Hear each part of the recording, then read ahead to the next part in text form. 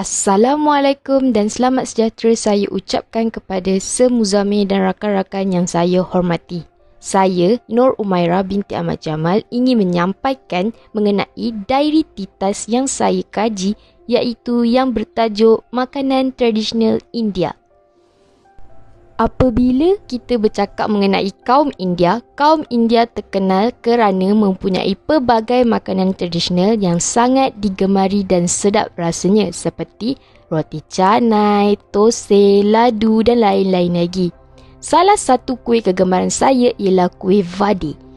Kuih vadi mempunyai pelbagai nama, iaitu ia dikenali sebagai vada, wada, masala vadi ataupun kebanyakan dari kita juga kenali kuih ini dengan nama masalodeh.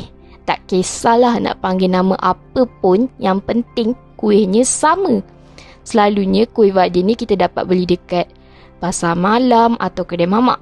Sekarang ni harga kuih vadi sangat mahal. Dekat tempat saya tak silap 1 biji RM1. Rasanya lebih baloi kalau kita buat sendiri. Selain itu, kuih vadi merupakan makanan yang berasal dari bahagian India Selatan. Kuih vadi terdapat 2 jenis, iaitu yang pertama adalah masala vadi. Masala itu bermaksud semua bahan rempah yang digunakan dicampur sekali dalam kuih. Rupa bentuk masala vadi ialah bulat dan ianya digoreng garing. Satu jenis lagi adalah ulundu vadi yang diperbuat daripada kacang dal tetapi juga dicampur dengan tepung beras dan ianya bentuk roda dengan lubang di tengah. Ulundu vadi juga dikenali sebagai urat vada atau mendu vadi. Kalau kaum Melayu selalunya panggil vadi yang bentuk seperti donat. Hari ini saya akan ajar cara-cara untuk membuat vadi atau dikenali sebagai masalodeh. Bahan-bahan pertama yang diperlukan ialah kacang dal sebanyak 800 gram yang telah direndam selama 4 jam ataupun kalau nak cepat boleh rendam 2 jam. Seterusnya ialah cili kering sebanyak 10 tangkai, 10 tangkai daun kari, 3 biji bawang besar, garam secukup rasa, jintan manis secukupnya, 1 sudu kecil soda bikarbonat. Asingkan semangkuk kecil kacang dal yang tidak dikisar. Pertama sekali, masukkan kacang dal ke dalam blender.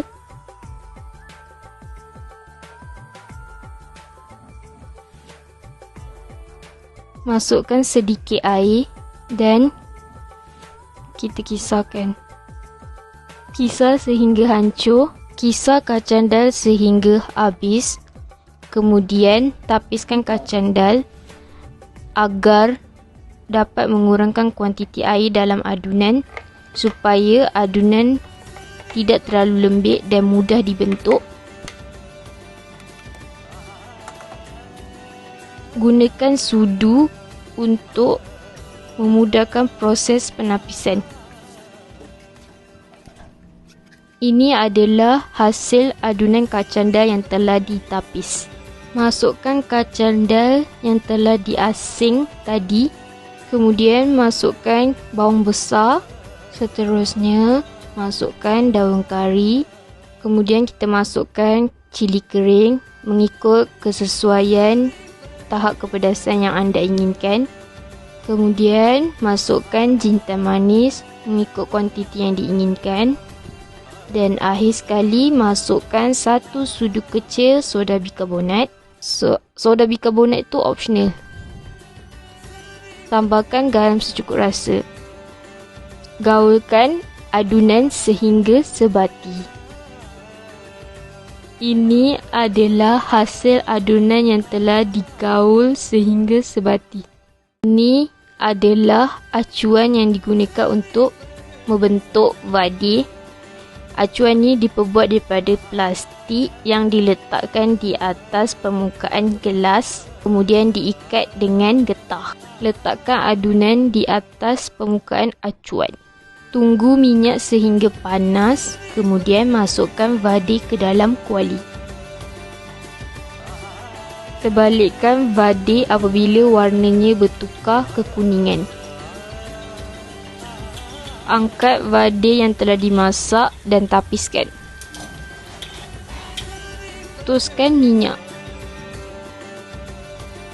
Ini adalah hasil vade yang telah siap dimasak. Selamat mencuba. Antara cabaran yang dihadapi oleh saya semasa menjalankan tugasan diary titas adalah saya kena research dekat YouTube, Facebook, Google resepi nak buat vade. Selain tu, cabaran terberat saya adalah membuat vade. Sebab vade ni nampak mudah tapi sebenarnya agak mencabar kerana ia memerlukan kesabaran yang tinggi. Yang pertama, kita kena pastikan adunan vade kita tidak lembik. Kalau adunan vade lembik, susah nak bentuk nanti. Semasa menggoreng pula, kita kena pastikan api sederhana supaya nanti masak dia sekata. Walaupun saya berasa penat, tetapi hasilnya memang baloi dan menyeronokkan sebab saya berjaya belajar sesuatu yang baru dan menarik. Harapan saya pada masa hadapan ialah agar generasi saya dan kini dapat mempelajari cara membuat makanan tradisional kaum lain kerana ia merupakan pengalaman yang menyeronokkan dan manfaat. Selain itu, mempelajari makanan tradisional kaum lain dapat mengeratkan lagi kesepaduan antara kaum.